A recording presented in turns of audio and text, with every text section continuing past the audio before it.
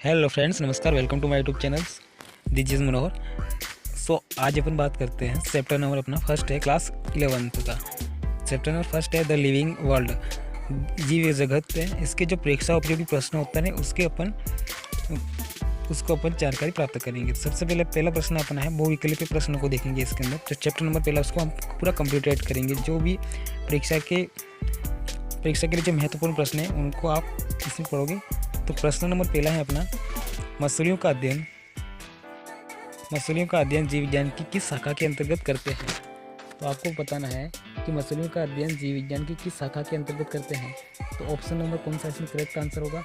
ये ऑप्शन दे रखा है हर्पेटोलॉजी, ख ऑप्शन दे रखा है हेलमेंथोलॉजी, ग ऑप्शन दे रखा है ओफियोलॉजी और घ ऑप्शन दे रखा है इक्थियोलॉजी।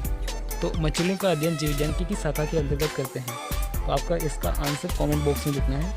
तो इसका आंसर क्या हो जाएगा, इसका आंसर हो जाएगा इक्थियोलॉजी। तो अपना ग ऑप्शन करेक्ट आंसर होगा। नेक्स्ट देखते हैं जंतु किन लक्षणों में पादपों से मिलते हैं। ये भी बहुविकल्पीय प्रश्न है कि जो जंतु होते हैं किन लक्षणों में पादपों से मिलते हैं। तो ये दिन रात श्वसन करते हैं। क्या जंतु और पादप दोनों दिन रात श्वसन करते हैं। और अपन ख देखते हैं तो ये केवल दिन में श्वसन करते हैं, ये केवल रात में श्वसन करते हैं, ये जब शायद श्वसन करते हैं। तो इसमें कौन सा ऑप्शन राइट होगा। आप सबको पता है कि जो जंतु और जो पादप होते हैं वो दिन रात श्वसन करते हैं। रात को भी श्वसन करते हैं और दिन में भी श्वसन करते हैं, हमेशा श्वसन करते रहते हैं। तो अपना ये क ऑप्शन करेक्ट आंसर होगा इसका। नेक्स्ट प्रश्न होगा अति लघु उत्तरीय प्रश्न। तो अति लघु उत्तरीय प्रश्न में पहला प्रश्न है जीव विज्ञान शब्द का प्रयोग सबसे पहले किसने किया था। तो इसका आंसर आपको बताना है कि जीव विज्ञान शब्द का प्रयोग सबसे पहले किसने किया था। तो इसका आंसर क्या होगा, जीव विज्ञान मतलब बायोलॉजी शब्द का सर्वप्रथम प्रयोग किया था लेमार्क और ट्रेविरेनस ने 1802 में। तो इसका आंसर हो जाएगा जीव विज्ञान बायोलॉजी शब्द का सर्वप्रथम प्रयोग 1802 ईस्वी में लेमार्क और ट्रेविरेनस द्वारा किया गया। क्वेश्चन नंबर सेकेंड है अपना जीव विज्ञान, जंतु विज्ञान तथा वनस्पति विज्ञान के पिता का नाम लिखिए। मतलब इनका जनक बताना है आपको। जीव विज्ञान मतलब बायोलॉजी का, जंतु विज्ञान मतलब जूलॉजी का और वनस्पति विज्ञान मतलब बॉटनी। इनका जनक कौन है, इनका फादर कौन है, मतलब इसका पिता कौन है या जंतु विज्ञान के जनक। तो आपको जनक पता होगा कि जीव विज्ञान का जनक कौन है, अरस्तु है। और जंतु विज्ञान का जनक भी कौन है, अरस्तु है। तथा वनस्पति विज्ञान का जनक कौन है, तो वनस्पति विज्ञान का जनक है थियोफ्रेस्टस। इसका उत्तर हो जाएगा जीव विज्ञान का जनक है अरस्तु एरिस्टोटल, जंतु विज्ञान का जनक भी एरिस्टोटल है और वनस्पति विज्ञान का जनक है थियोफ्रेस्टस है। क्वेश्चन नंबर तीसरा है सजीव एवं निर्जीव में अंतर बताइए। तो सजीव और निर्जीव में क्या अंतर होता है, मुख्य अंतर क्या होता है, इसमें अपन बात करते हैं। तो सजीवों के अंदर क्या जीव द्रव्य पाया जाता है। जितने भी सजीव होते हैं सभी सजीवों में जीव द्रव्य पाया जाता है और निर्जीव में जीव द्रव्य नहीं पाया जाता है। तो इसका आंसर हो जाएगा सभी सजीवों में जीव द्रव्य उपस्थित होता है जो कि सभी सजीवों जीवधारियों की भौतिक आधारशिला है। इसके विपरीत निर्जीवों में ये अनुपस्थित होता है। तो इसका एक अंतर हो जाएगा कि जो सभी सजीव होते हैं उसमें जीव द्रव्य पाया जाता है। जितने भी सजीव हैं प्रत्येक सजीव के अंदर जीव द्रव्य पाया जाता है, लेकिन निर्जीव में जीव द्रव्य नहीं पाया जाता है। क्वेश्चन नंबर अपना पहला है लघु उत्तरीय प्रश्न। तो इसमें लघु उत्तरीय प्रश्न में पहला प्रश्न है जीव विज्ञान की दो परंपरागत शाखाओं के नाम लिखिए तथा इनमें अंतर बताइए। तो आपको पता होगा कि बायोलॉजी की दो शाखाएं कौन कौन सी होती हैं। तो आपने पहले पढ़ा है कि जंतु विज्ञान तथा वनस्पति विज्ञान दो जीव विज्ञान की दो प्रमुख शाखाएं हैं। तो इसका उत्तर देख सकते हैं आप। जीव विज्ञान की दो परंपरागत शाखाएं निम्नवत हैं। पहला है जंतु विज्ञान मतलब जूलॉजी और दूसरा है वनस्पति विज्ञान बॉटनी। जंतु विज्ञान शाखा के अंतर्गत जंतुओं एनिमल्स का अध्ययन किया जाता है, जबकि वनस्पति विज्ञान शाखा के अंतर्गत वनस्पतियों यानी प्लांट्स का अध्ययन किया जाता है। तो जिसके अंतर्गत एनिमल्स का अध्ययन करते हैं तो उसको हम क्या बोलेंगे, जंतु विज्ञान कहेंगे। और जिसके अंतर्गत हम प्लांट्स का अध्ययन करते हैं मतलब वनस्पति पादपों का, पेड़ पौधों का अध्ययन करता है तो उसको हम कहेंगे वनस्पति विज्ञान। क्वेश्चन नंबर दूसरा है सजीवों के किन्हीं दो लक्षणों का वर्णन कीजिए। सजीवों के कोई दो लक्षण आपको बताने हैं कि सजीवों के अंदर कौन कौन से लक्षण होते हैं जिसके कारण उसको मतलब सजीव मानते हैं। तो आप इस प्रकार से देख सकते हैं कि जो प्रत्येक सजीव होता है, तो प्रत्येक सजीव क्या करता है, श्वसन क्रिया करता है। जो प्रत्येक सजीव होता है वो क्या करता है, श्वसन क्रिया करता है और जनन भी करता है। तो आपको पता है वृद्धि भी करता है। ये बहुत सारी इसके आपने पढ़ा है कि सजीवों के जो लक्षण होते हैं, 2 प्रकार के लक्षण होते हैं। 2 प्रकार के लक्षण होते हैं सजीवों के अंदर। एक तो होता है विशिष्ट लक्षण और एक होता है पूर्ण रूप से परिभाषित न करने वाला लक्षण। जो लक्षण पूर्ण रूप से परिभाषित करता है उसको विशिष्ट लक्षण कहेंगे, और जो सामान्य लक्षण होंगे वो पूर्ण रूप से परिभाषित नहीं करते हैं। तो विशिष्ट लक्षण के अंतर्गत, तो इस प्रकार आप सामान्य लक्षण को देख सकते हैं। सामान्य लक्षण के अंतर्गत क्या आता है, जनन और वृद्धि होता है। तो इसमें आपको बताना है कि सजीवों के किन 2 लक्षणों का वर्णन करना है। तो आप देख सकते हैं कि सजीवों के अंदर श्वसन क्रिया होती है। तो पहला है रिस्पिरेशन। तो रिस्पिरेशन का मतलब होता है श्वसन। तो श्वसन जीवधारियों में श्वसन, जीवधारियों पहला है अपना श्वसन रिस्पिरेशन। जीवधारियों में श्वसन हर समय होता है। पता होगा कि जीव होते हैं जो हमेशा प्रत्येक हर समय या श्वसन क्रिया करते रहते हैं। इस क्रिया में जीव वायुमंडल में ऑक्सीजन लेते हैं और कार्बन डाइऑक्साइड CO2 को बाहर निकालते हैं। किसको बाहर निकालते हैं, कार्बन डाइऑक्साइड मतलब CO2 को बाहर निकालते हैं। CO2 है ना, ये CO2 है, तो कार्बन डाइऑक्साइड को बाहर निकालते हैं। इस क्रिया में कार्बोहाइड्रेट, वसा एवं प्रोटीन का ऑक्सीकरण होता है और ऊर्जा मुक्त होती है। इस मुक्त ऊर्जा से ही जीवधारियों की समस्त जैविक क्रियाएं संचालित होती हैं। श्वसन क्रिया एक उपचयी क्रिया है। तो जो श्वसन क्रिया होती है वो कैटाबोलिक रिएक्शन है। ठीक है, आपको याद रखना है कि जो श्वसन क्रिया है वह कैटाबोलिक रिएक्शन है। फिर सेकेंड आप इसके लक्षण पढ़ेंगे जनन, रिप्रोडक्शन। तो प्रत्येक जीव श्वसन की क्रिया भी करता है और जनन भी करता है। आप जनन के बारे में यहाँ पे देख सकते हैं। रिप्रोडक्शन, जनन भी जीवों का अभिलक्षण है। यह भी जीवों का क्या एक अभिलक्षण है। बहुकोशिक जीवों में जनन, लैंगिक जनन। जो बहुकोशिक जीव 2 प्रकार के मानते होते हैं। एक होता है एक कोशिकीय जीव और बहुत सारे बहुकोशिकीय जीव। तो एक कोशिकीय जीव में कौन सा जनन होगा, उसमें असेक्सुअल रिप्रोडक्शन होगा, मतलब अलैंगिक जनन होगा। लेकिन जो बहुकोशिकीय जीव होते हैं उसमें सेक्सुअल रिप्रोडक्शन होता है। कौन सा रिप्रोडक्शन होता है, सेक्सुअल मतलब लैंगिक जनन होता है जो होता है बहुकोशिकीय जीव में। अर्थ लैंगिक जनन सेक्सुअल रिप्रोडक्शन का अर्थ अपनी संतति उत्पन्न करना, जिसके अभिलक्षण लगभग उसके अपने माता पिता से मिलते हैं। जीव अलैंगिक जनन असेक्सुअल रिप्रोडक्शन भी करते हैं, जैसे फंजाई कवक लाखों अलैंगिक बीजाणु असेक्सुअल स्पोर्स द्वारा गुणन करते हैं और सरलता से फैल जाते हैं। निम्न कोटि के जीवों जैसे यीस्ट तथा हाइड्रा में मुकुलन द्वारा जनन होता है। तो आपको पता होगा बड़ी को बताएं, जिसे मुकुलन बोलते हैं ना। हाइड्रा में मुकुलन के द्वारा जनन होता है। हाइड्रा से क्या होता है, एक मुकुल निकल जाता है, जो कलिका निकल जाती है, उस कलिका को हम कहेंगे मुकुलन बर्ड कहेंगे। और वो कलिका क्या करती है, जो जनक जीव होता है उससे पोषण प्राप्त करके एक नया जीव बना लेती है। तो वो किस प्रकार का जनन होता है, वो असेक्सुअल रिप्रोडक्शन होता है, मतलब अलैंगिक जनन होता है।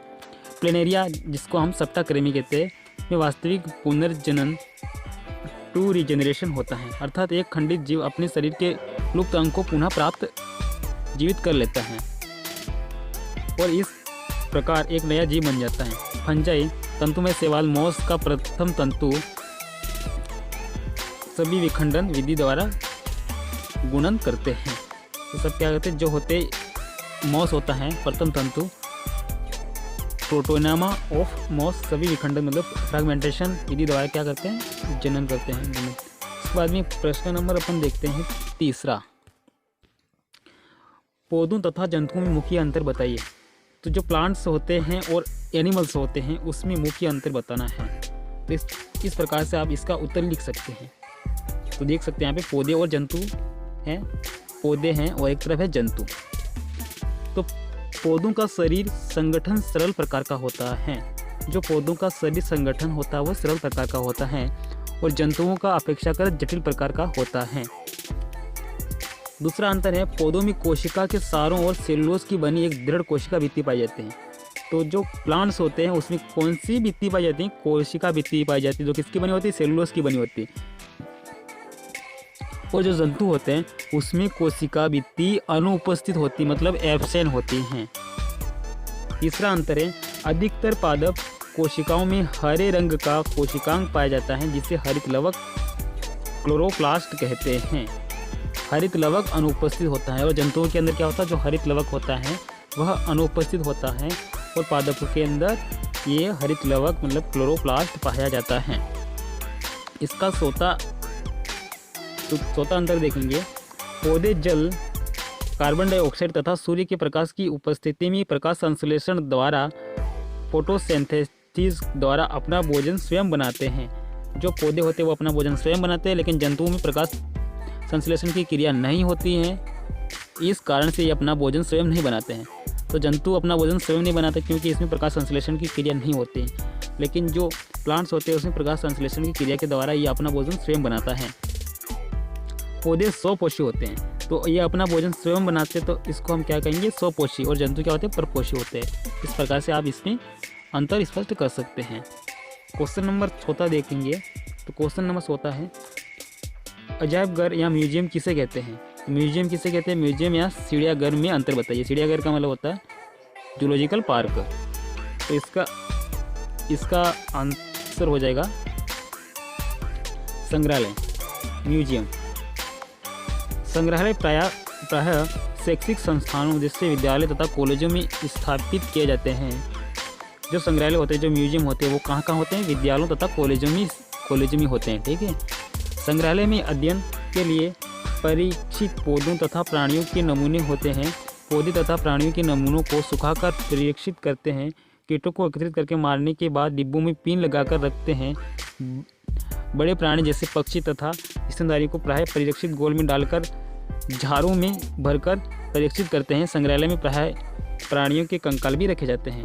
तो जो संग्रहालय होता है वो कहाँ पर होता है, जो विद्यालय होता है जहाँ पे प्रैक्टिकल लैब होती हैं। आपके विद्यालय में जैसे प्रैक्टिकल लैब होती है, प्रैक्टिकल लैब में क्या होता है, ये सब प्रकार के प्राणी जैसे पौधे होते हैं और इनके जो बड़े बड़े जीव होते हैं उनको क्या करते हैं,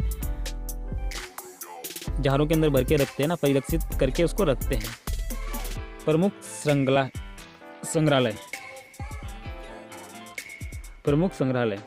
तो प्रमुख संग्रहालय कौन कौन से हैं, नेचुरल हिस्ट्री म्यूजियम लंदन में है, फॉरेस्ट म्यूजियम अंडमान निकोबार द्वीप समूह में है, और national museum of natural history Delhi के अंदर है, और फ्रेंड्स ऑफ वेल्स म्यूजियम कहाँ है, मुंबई में है।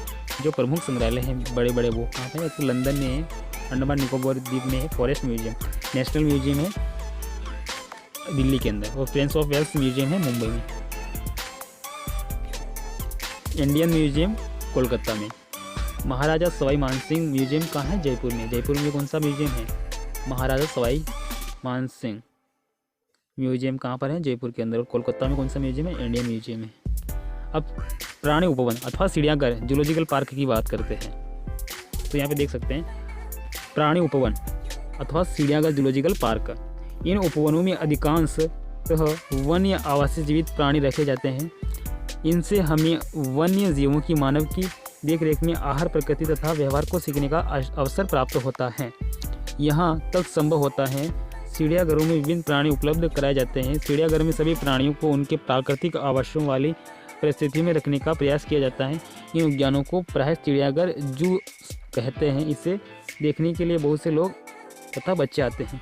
तो जो चिड़ियाघर होता है उसके अंदर क्या होता है, जो जीवित प्राणी हैं उनको रखते हैं किसी की देख रेख में। ठीक है, तो ये अपना आ गया जूलॉजिकल पार्क।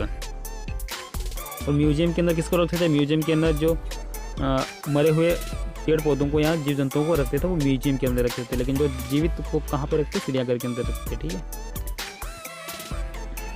प्रश्न नंबर 5वां है, वनस्पति उद्यानों का क्या महत्व है। भारतवर्ष के किन्हीं 2 वनस्पति उद्यानों के नाम लिखिए या पादप वनस्पति उद्यानों को समझाइए। इसका उत्तर हो जाएगा, विभिन्न प्रकार के पौधों की जातियां लगाकर उसे सुरक्षित करने हेतु संपूर्ण क्षेत्रफल को चारों ओर से घेर देते हैं। इन्हीं वनस्पति या पादप उद्यान कहते हैं। वनस्पति उद्यानों से निम्नलिखित लाभ हैं, इसके कारण इनका बहुत महत्व है। जिससे क्या होता है कि विभिन्न प्रकार के जो पौधे होते हैं, पौधों की जातियाँ होती हैं, उनको लगाकर उससे क्या सुरक्षित करने हेतु संपूर्ण जो क्षेत्रफल होता है उसको चारों ओर से क्या करते हैं, घेर देते हैं, और इन्हीं वनस्पति या पादप उद्यान कहते हैं। यहाँ पे अलग अलग प्रकार के प्लांट्स होते हैं, तो ये इस पूरे क्षेत्र में प्लांट होते हैं। तो जितना क्षेत्र घेर रखा है इसको हम क्या कहेंगे, इसको हम कहेंगे पादप उद्यान कहेंगे, जो भी पादप होते हैं वो। ठीक है। वर्गीकरण अध्ययन हेतु जीवित जातियों को वनस्पति उद्यानों से प्राप्त किया जाता है। यहाँ पर विदेशों से भी लाकर नई जातियाँ लगाई जाती हैं तथा उनका विकास किया जाता है। अनुसंधान के लिए यहाँ पर पौधों को लगाकर रखा जाता है। अनुसंधान द्वारा यहाँ नई जातियों का विकास किया जाता है। विलुप्त होने वाले पादप जातियों को यहाँ संरक्षण प्रदान किया जाता है। भारत के 2 प्रमुख वनस्पति उद्यान निम्नवत है। पहला है रॉयल बॉटनिकल गार्डन्स कोलकाता के अंदर है। नेशनल बॉटनिकल गार्डन है वो जो लखनऊ के अंदर। तो जो भारत के अंदर 2 प्रमुख वनस्पति उद्यान कौन कौन से, एक तो रॉयल बॉटनिकल गार्डन है जो कोलकाता में है और एक नेशनल बॉटनिकल गार्डन है लखनऊ में ना। प्रश्न नंबर 6 है अपना, हर्बेरियम किसे कहते हैं, इसे तैयार करने में किन चीज़ों की आवश्यकता होती है। तो हर्बेरियम क्या होता है, आपने पढ़ा है कि हर्बेरियम क्या होता है। तो इसका हर्बेरियम मतलब हर्बेरियम पौधों के भागों का संग्रहालय होता है जिसे मानव वर्गीकरण पद्धति के अनुसार व्यवस्थित रखा जाता है। इसे हर्बेरियम सीट या पादप पत्र पर चिपकाकर व्यवस्थित ढंग से रखा जाता है। हर्बेरियम को तैयार करने के लिए निम्नलिखित चीज़ों की आवश्यकता होती है।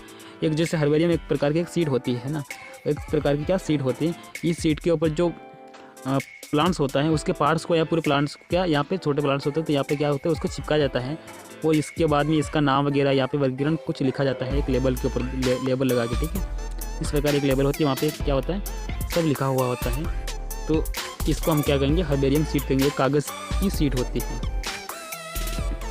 तो इसके लिए किसकी आवश्यकता पड़ेगी हर्बेरियम सीड बनाने के लिए, एक तो आपको आवश्यकता पड़ेगी कैंची की, कैंची की आवश्यकता पड़ेगी, चाकू की आवश्यकता पड़ेगी, नमूनों को रखने हेतु वेस्कुलम नामक बॉक्स होता है उसकी आवश्यकता पड़ेगी,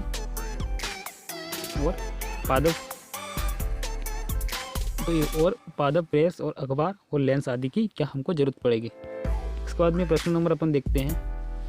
तो अपना पूरे जो प्रश्न है वो पूरे कंप्लीट हो गए हैं। चैप्टर नंबर अपना पूरा कंप्लीट हो गया है। अगर वीडियो अच्छा लगे तो प्लीज़ वीडियो को लाइक एंड शेयर कर दीजिए। तो नेक्स्ट मिलते हैं अगले वीडियो में। अगले वीडियो में हम बात करेंगे चैप्टर नंबर 2 की। तो आज के लिए इतना ही।